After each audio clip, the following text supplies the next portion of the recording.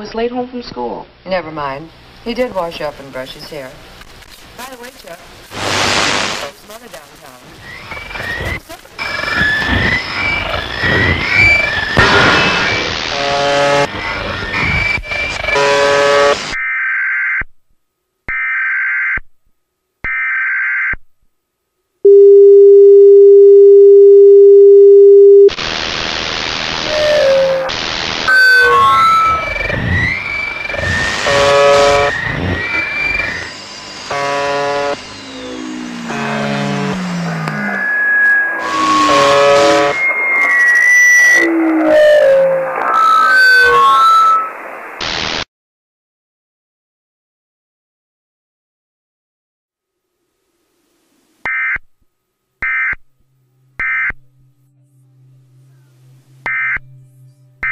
You might have already heard of the TV broadcast hijacking in Seneca, South Carolina. The story is getting pretty wide currency on the internet, and part of the broadcast is available on YouTube, assuming it hasn't been taken down for whatever reason. For the uninitiated, the Seneca hijacking is one of the lesser-known broadcast signal intrusions. It was big news here, but the nation news media barely touched on it.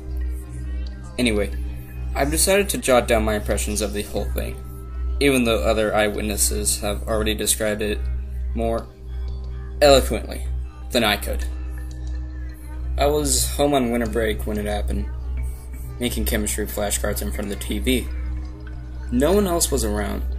After watching the umpteenth Law and Order rerun, I got bored and started channel surfing.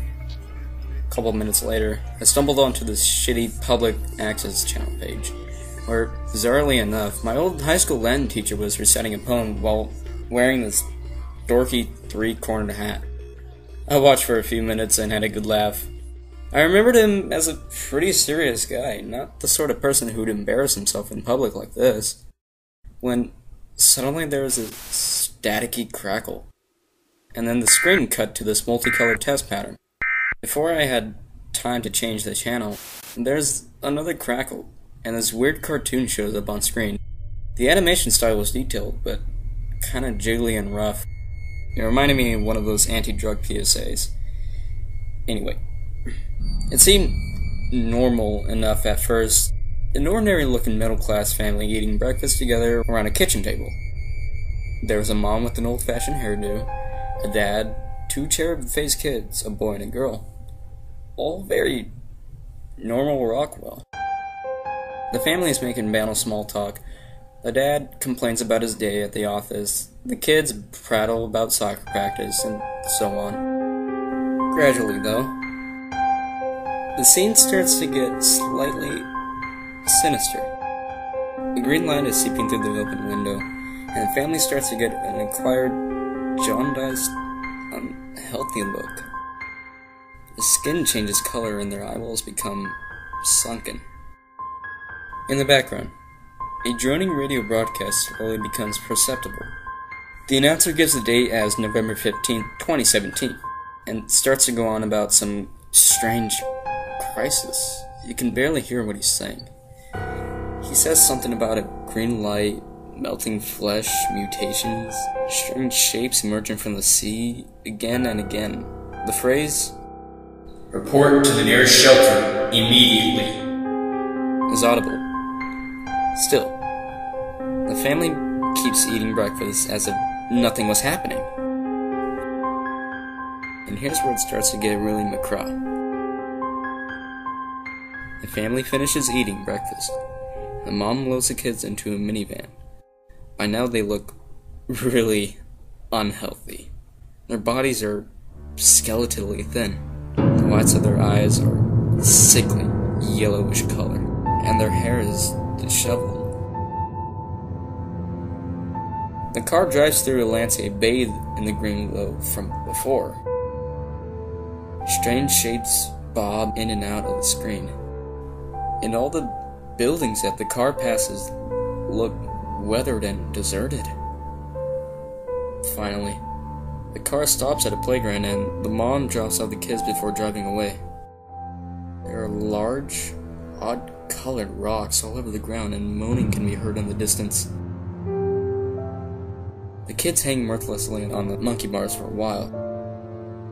Eventually, the camera pans over the playground, and you can see that the rocks littering the ground aren't rocks, but naked human forms, horribly disfigured.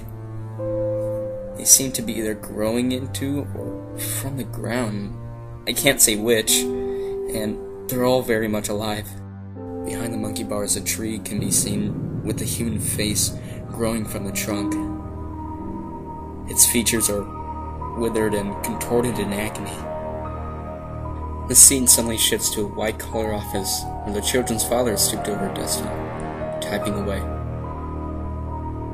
His features are sunken and diseased as of the other family members, and the office is covered in the green glow. In the other cubicles, fleshless corpses sit upright at their desks, frozen in death. Finally, we see the family return home that evening, walking through the front door together.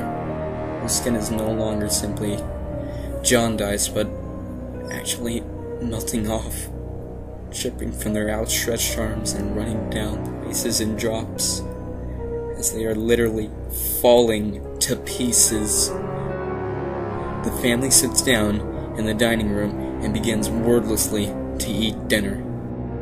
Their flesh becomes more and more amorphous, ribbons of skin dangling from their bodies like the tendrils of an octopus. I can barely describe it, but they somehow begin to merge with the chairs that they're seated on, or rather, their skin grows over them. By now, their skin has the consistency of melted ice cream, and they are barely recognizable as human, except for their eyes, which somehow remain intact. The camera zooms closer and closer to the table, and finally, their eyes all move directly towards the camera, conveying a feeling of unfathomable sadness. The screen goes black, and large white letters appear on the screen. Report to the nearest shelter immediately. Remaining at the private residences is strictly prohibited. And with that, the screen turned to static. I stared in stunned silence for a few minutes before the banner, the local channel, switched back on. I almost thought I was dreaming, until a paper reported the story the next day. God knows what really happened. A ridiculously elaborate prank? An ill-advised viral marketing campaign? The crazier parts of the internet have their own theories. You can look up the video yourself if you're more curious.